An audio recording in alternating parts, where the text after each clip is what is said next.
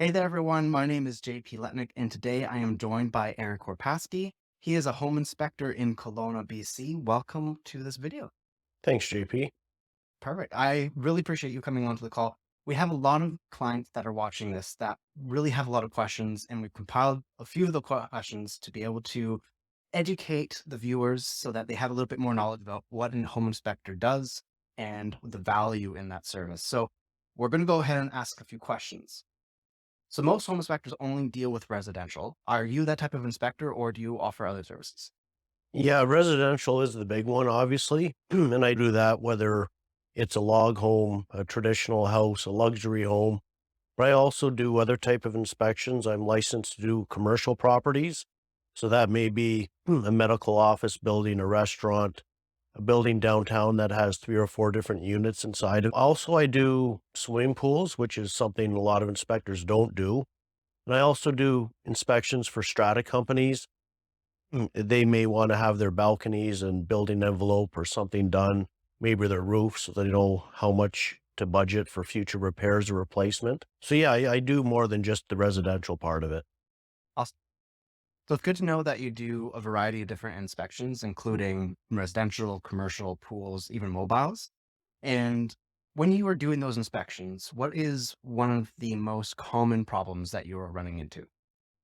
One of the most common problems, I mean, there's a lot. Some of the common problems are electrical systems in the homes, whether it's an older home with with aluminum wiring, maybe outdated breakers, things like wires and breakers not being compatible for sizing, or things just wired wrong in the house somewhere inside the electrical panel or at the receptacles.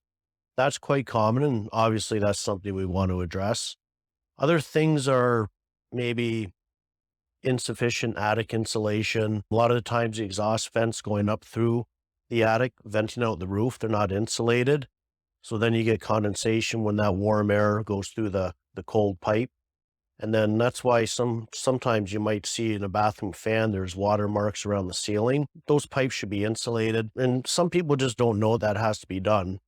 Other items are another big one is water management around the house, specifically on the outside with downspouts draining near the house foundation, maybe the ground sloping towards the house. You got a downspout draining all that water there. And eventually that water is going to find its way into the house at some point. Plumbing issues is another big one. There's a lot of poly B in Kelowna, but sometimes there's just a lot of leaks and sometimes they're not always easy to find. So there's a variety of different issues, and you just never know what you're getting into sometimes. So I've personally spoken with a few clients that were not incredibly happy with their inspections. In some cases, I've heard that some inspectors have gone into a standard residential home and only spent 30 minutes doing an inspection. To me, that sounds more like a quick walkthrough rather than an inspection. So how long should a standard home inspection? For me, if I do a home inspection, average size house, nothing too crazy, you're looking at probably at least 2 hours, but probably 2.5 to 3 hours. And if somebody's getting an inspection done in half an hour, I don't see how that can be a quality inspection because there's just so much to look at. We look at everything between the foundation and the roof, the insulation, plumbing, electrical, the interior, the exterior, electrical components, plumbing, and everything, how it all works together. So, yeah, if you want to do a good inspection, it probably takes a good 3 hours to do it. And some of the larger homes, if you're doing a 5,000, 6,000 square foot luxury home, that house may have 2 or 3 electrical panels, 3 or 4 furnaces. So that could take up to 5 or 6 hours depending on the condition of the home. But usually average, you're looking at about 2.5 to 3 hours. So during the time that you're doing the inspection, I know that most homeowners, even myself as an agent, we don't have all the specialized tools that you do. So what kind of tools do you use during your inspections that might not be available to the standard individual?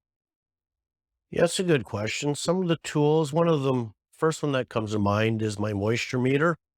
It's a really good tool because I'm able to detect any moisture level in different materials or components. And that moisture may not be visible to the eye or the touch. So if I suspect that there's something leaking or there's a problem there, I can take my moisture meter and I can give you an exact reading of that moisture content in that material. And then we know if it's an active leak, if it's an old leak, if there's concerns for rot or mold. So that's one tool. Another tool that I like is the gas detector. Once in a while, I might see some corrosion around a pipe on a gas fitting, and I use that. Last week, actually, I did a inspection downtown, and the water heater, the fitting didn't look right. There was a little corrosion, and it looked like somebody had taken a piece of or a pair of pliers on it.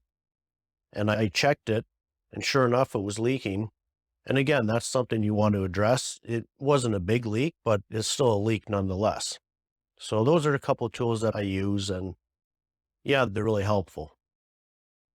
So on occasion, we have a buyer that has put an offer on a home and their uncle or their aunt works in construction, or they're an electrical person or a plumber or a trades guy. And they believe that individual is good enough to come take a walk through of the house to take a look at it and inspect the premises. Oftentimes, we will always recommend to have a professional inspector, but they just don't want to spend that extra money on it because maybe they're tight for whatever reason. I know, dealing with you, that on many occasions, things could have been missed by a normal person that can lead to thousands of dollars worth of mechanical issues that need to be dealt with, or plumbing or electrical. So do you have insurance? Is basically what I'm getting at, versus the regular person that is just walking through the home who isn't licensed to be an inspector. They probably don't have insurance. So are you holding insurance? And tell us a little bit about what that insurance covers. Yeah, absolutely. That's an important question because in order to be a home inspector in British Columbia, it's mandatory to be licensed. And we're regulated by Consumer Protection BC.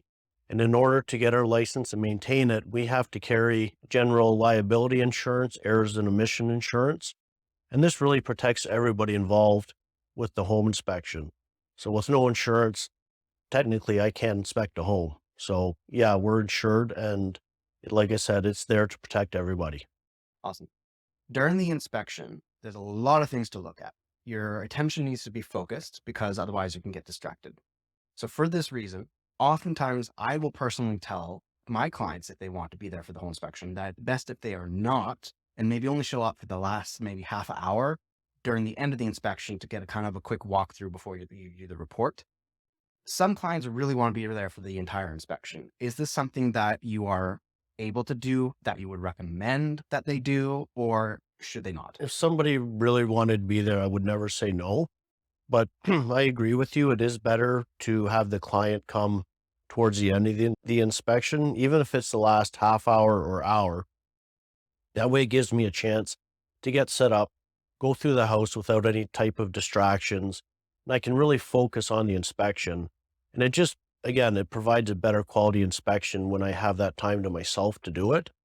And once the inspection's done and the buyer comes by, or even if the buyer just wants to come at the end of it, look around, then I can go over any issues that I found, any concerns. I can do that walkthrough with them. I can go over some maintenance issues, answer any questions. And some homeowners aren't familiar with certain things, so I can show them where the gas shutoff is, how to change a furnace filter, maybe just different things around the house that they may not know about. So it's always beneficial to come during the last part of the inspection. And I find that most buyers are really happy with that, with the way that I do that, because they get more information. They have the opportunity to ask questions. Nothing's rushed, and it is just better. So I agree with you. It's best to come by for the last half hour or hour and go from there. Joanna and I often work with buyers who are looking at pre-sales and also like new home construction. I've personally seen it where some builders will try to say, oh, it's a new home. You don't need to have a home inspection because it's brand new. Everything's great. But I've personally seen it where a brand new home didn't have insulation in an attic. And the builder wasn't even aware because he had already paid for the insulation in the attic. It just hadn't been done. It was missed. And without that inspection, no one would have known that there wasn't insulation in the attic before winter hit. So it's a loaded question, but do you recommend inspections on new builds? Yeah, I always recommend an inspection on a new build. Things do get missed. like that example with missing insulation. Maybe the inspector wasn't there that day or signed off without looking, but it's always important because there's issues and there may be issues that the builder's not aware of. I've had a couple home builders in town hire me to inspect their new build before it was signed off to their buyer. And I found roofing issues. I found issues with the windows and even electrical issues. So normally I would always recommend it, and people do make mistakes, things get missed. So it's something that I'd recommend for sure. And even with condos, it's a good idea to get your new condo inspected because what I do is I'll go and look at the whole building, not just the unit itself. And that way, if there's any issues that may come up that may increase their strata fee down the road, we can identify that ahead of time and hopefully everything gets addressed. Perfect. So good information. Hopefully, this gives a little bit more insight into what Aaron does on a day-to-day basis when he inspects your property that you're looking to purchase. And if you have any questions, I would highly recommend you reach out to Aaron. Again, it's Aaron Korpaski from akhomeinspections.com. And if anybody wants to reach out to him, feel free to do so. Thank you, Aaron, for being here on the call. I really appreciate it. Yeah, thanks, GP. It was good talking with you.